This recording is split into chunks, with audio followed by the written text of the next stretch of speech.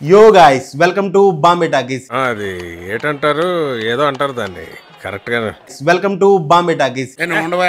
ఏదో ఒగ్గాలని ఈ రోజు మనం డిస్కస్ చేయబోయే సినిమా ఘాటి. ఈ సినిమాను వరల్డ్ వైడ్ గా 29 కోట్లకు అమ్మారు. సో థియేటర్స్ నుంచి 29 కోట్ల కంటే ఎక్కువ కలెక్షన్ వచ్చినట్లయితే ఈ సినిమా హిట్ అని అర్థం. ముందుగా ఘాటి సినిమా వల్ల మనకు కొన్ని కొత్త విషయాలు తెలుస్తాయి.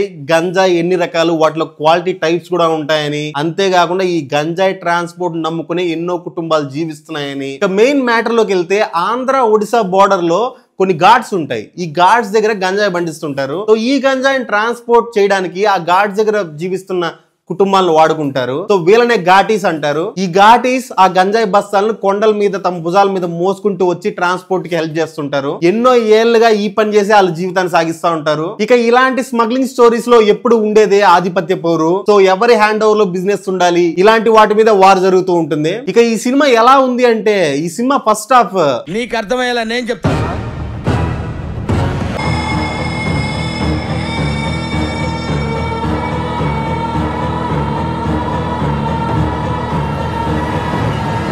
చాలా బాగుంది, చాలా బాగా తీశారు. ఒక కథని ఎలా చెప్పాలో అలాగే క్లియర్ గా చెప్పారు. అందులో ఒక రైల్వే స్టేషన్ సీన్ ఉంటుంది. ఆ సీన్ ఎక్స్ట్రాడినరీ పిక్చరైజ్ చేశారు. అండ్ బ్యాక్గ్రౌండ్ స్కోర్ కూడా మనల్ని ఇంప్రెస్ చేస్తుంది. క్లియర్ సౌండ్స్ ఉంటాయి బ్యాక్గ్రౌండ్ స్కోర్ లో, క్లియర్ బీట్స్ వాడాడు బ్యాక్గ్రౌండ్ స్కోర్ లో. ఓవరాల్ గా ఫస్ట్ హాఫ్ చాలా బాగుంది అనిపిస్తుంది. ఇక సెకండ్ హాఫ్ తగ్గట్టే అక్కడ అందరూ ఎంతో ఆనందంగా ఉండేవాళ్ళం.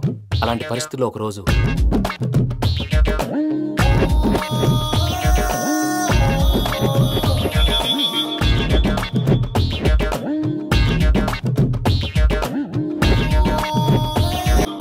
లేవండి ప్రసాద్ గారు, అయిపోయింది. ఇదండి జరిగింది. సమయాభావం వల్ల కొంచెం ఫాస్ట్ గా చెప్పేశాను. ఫాస్ట్ గా చెప్పేసావా? ఈ టైంలో మహాభారతం చెప్పేసి. మామూలు ల్యాగ్ కాదు, భయంకరమైన ల్యాగ్. తల నొప్పి వస్తుంది. బాలయ్యతో తీయాల్సిన ఫైట్ సీన్స్ అంతా అనుష్కతో తీసారేమో అనిపిస్తుంది. ఎవరు వచ్చినా చంపేస్తుంటది, ఎంత మంది వచ్చినా కొట్టేస్తుంటది. మోటివేషన్ స్పీచ్ ఇస్తానే ఉంటుంది. Very bad and very poor second half. అసలు క్రిష్ కి సెకండ్ హాఫ్ సిండ్రోమ్ ఎప్పుడు పోతుందో, ప్రతి సినిమా అంతే. ఫస్ట్ హాఫ్ బాగుంటది, సెకండ్ హాఫ్ డిసప్పాయింట్ చేస్తుంది. అసలు women centric action sequence either skill based అన్నా ఉండాలి, లేదా ఇంటెలిజెన్స్ బేస్డ్ అన్నా ఉండాలి. అప్పుడే యాక్సెప్టెన్స్ ఎక్కువగా ఉంటది. అలా కాకుండా సడన్ గా కోపం వచ్చి ఫైట్ చేస్తున్న హీరోయిన్ ఎప్పుడు చూసినా 100 మంది వచ్చినా కొట్టేస్తుంది అంటే ఎలా నమ్ముతారు ఆడియన్స్ కూడా? ఎనీహౌ ఈ సినిమాకి బాంబే టాకీస్ ఇస్తున్న రేటింగ్ 2.5 out of 5. వచ్చే మూవీ రివ్యూతో మళ్ళీ కలుసుకుందాం. Until then, bye bye.